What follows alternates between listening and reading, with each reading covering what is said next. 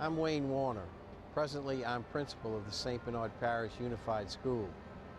Prior to Katrina, it was my privilege to be the principal of Chalmette High School for the past 32 years.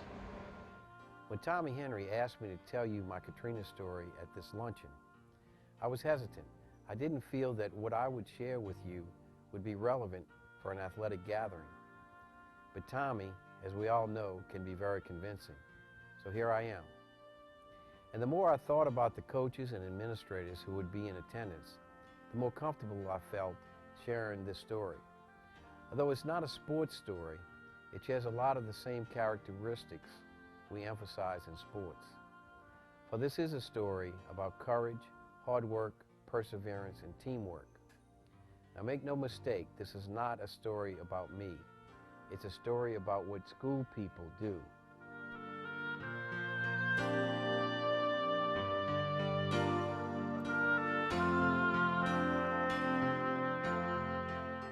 Just before Katrina, Chalmette High was in a somber mood.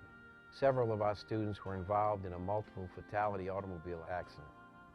We buried one of the students, a beautiful young lady, on the Saturday before Katrina. Another student was to be buried on August 31st, which allowed her sister time to recover from her own critical injuries.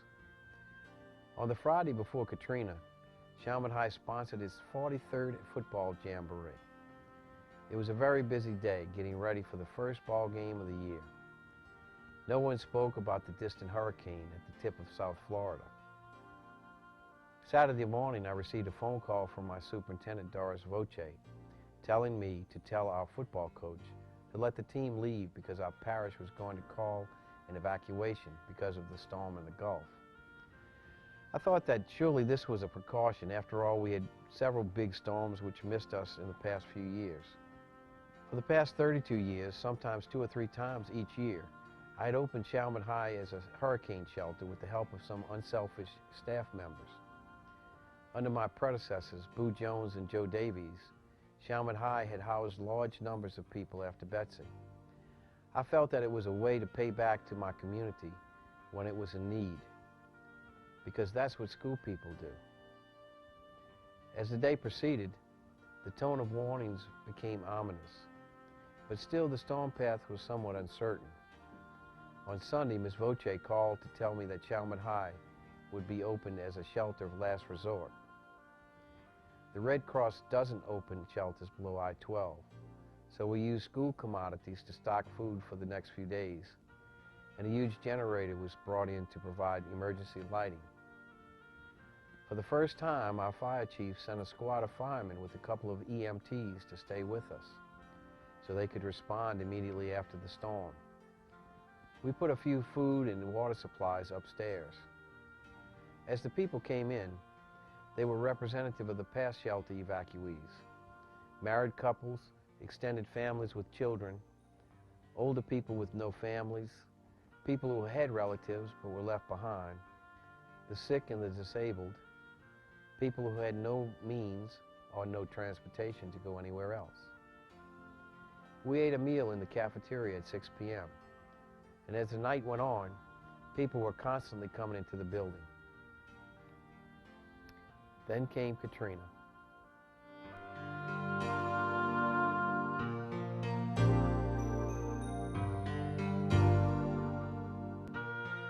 The night was long and the storm intense.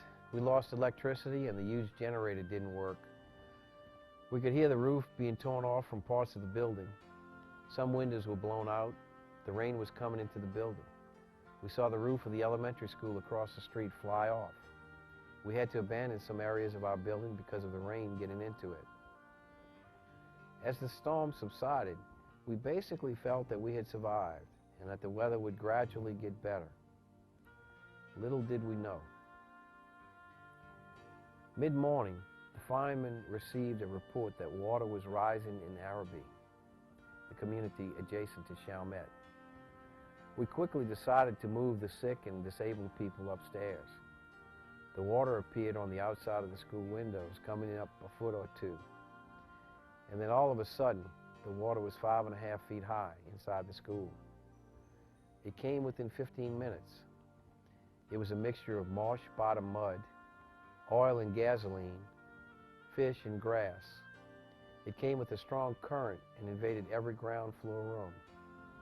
If you would have been where I am right now after the storm, you would have drowned.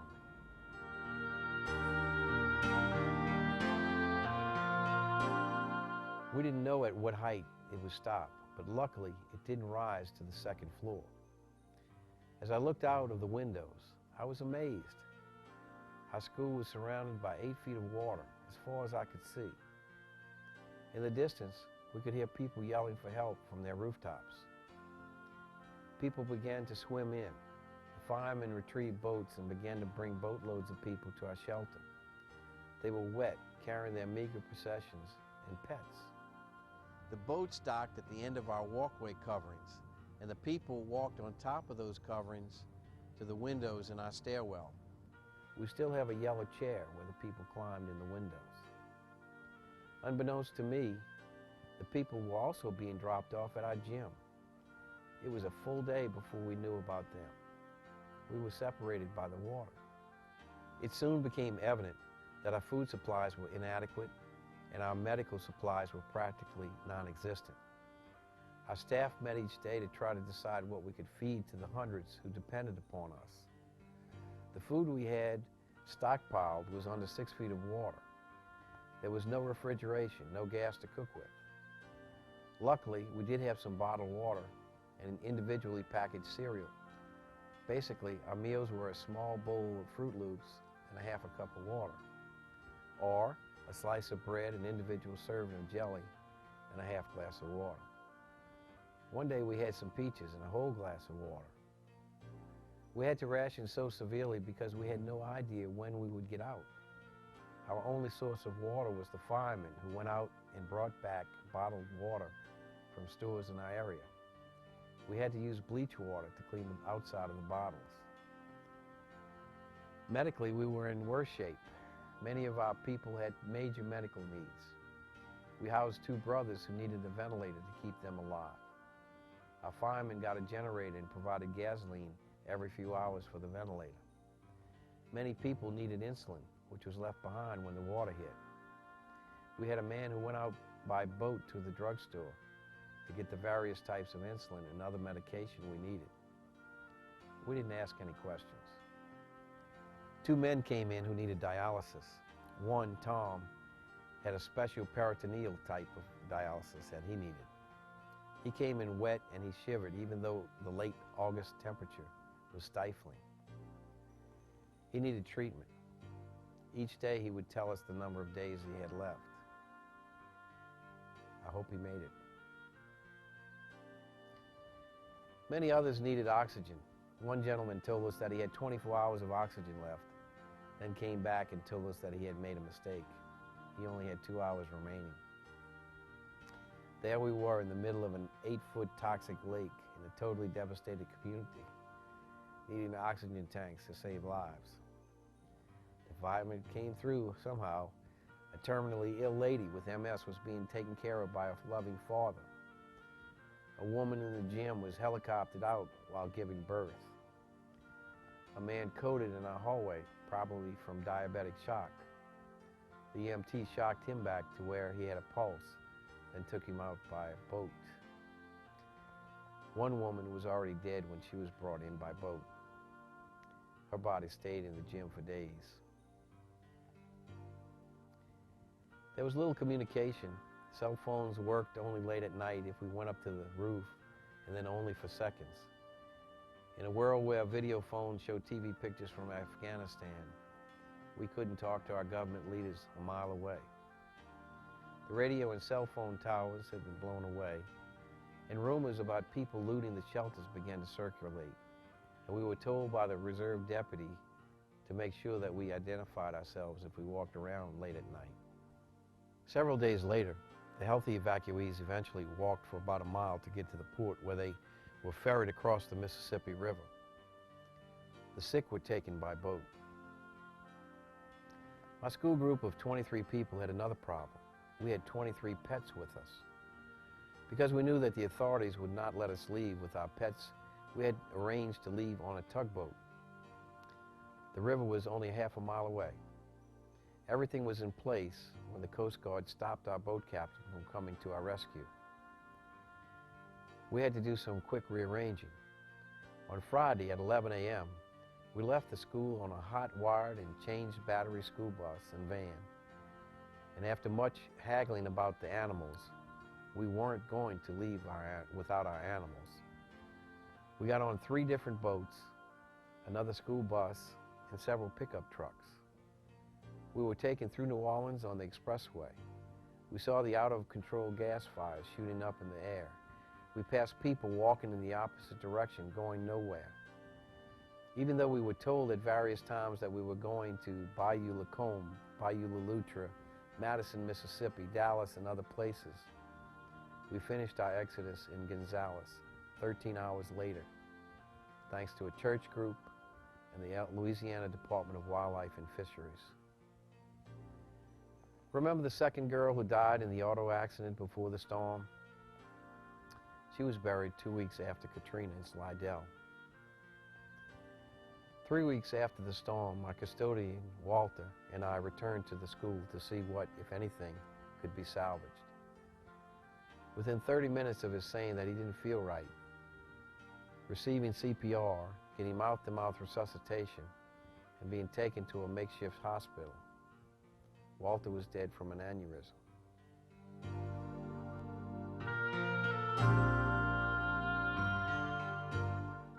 A month after the storm, I was called to Baton Rouge to get back to work. Our superintendent, Doris Voce, was trying to get through the FEMA maze.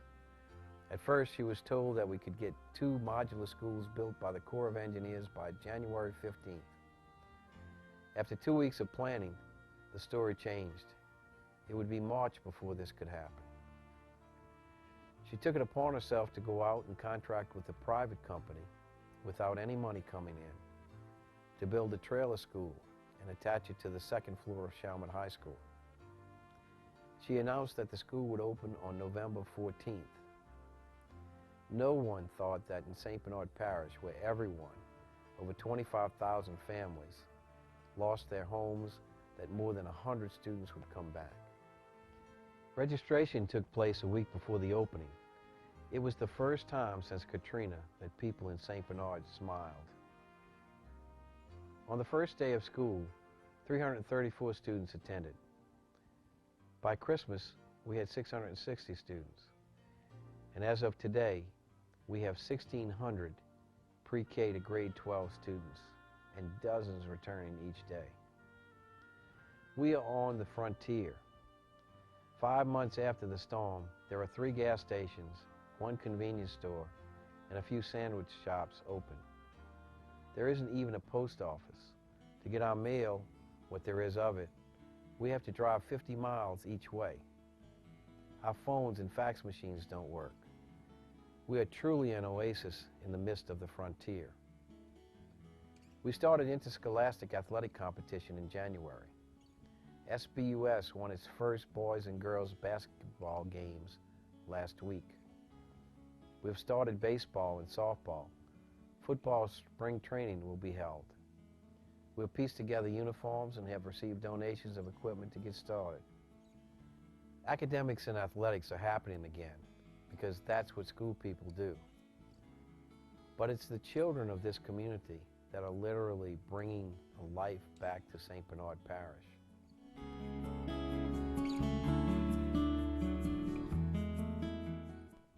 Katrina brought many doubts to us. We questioned ourselves, our government, even God, about the whys of such a catastrophe.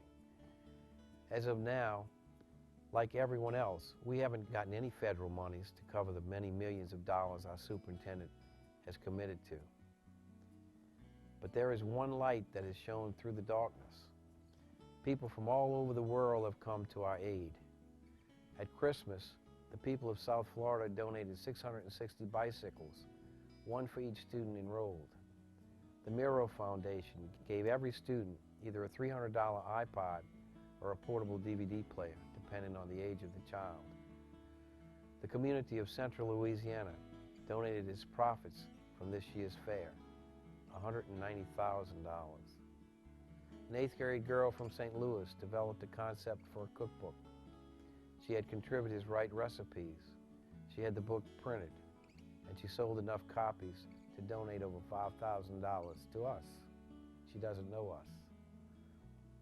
A young student from a Catholic school in Hempstead, New York, along with some friends, donated 200 Build-A-Bears to our elementary children. Fridley School District in Fridley, Minnesota sent us over $11,000. Over a generation ago, they themselves experienced total devastation due to a series of tornadoes. The Louisiana Principals Association donated to our rebuilding efforts. A church group from Oregon supplied all of our students with jackets and Christmas toys. A few of the church members came to our school to donate their time to help us organize our storage areas. They were just happy to be here to help. A Girl Scout troop from California collected school supplies and sent them to us. A middle school in Bethel, Maine sent us the proceeds from their Fall Art and Music Festival. An after-school program group from students in San Francisco, California sent us art supplies and artwork to display. John Curtis Christian Academy delivered Christmas gifts to every one of our students. They also have given us school bags filled with school supplies. Numerous individuals have sent us personal checks to help us. Rebuilding our community is sort of like wrestling a gorilla. You don't quit when you're tired, you quit when the gorilla is tired. And Katrina was like King Kong in that regard. But it's been the kindness of both strangers and friends that have allowed us to begin again. Thank you for taking care of our students while they were under your care, because as you know, that's what school people do.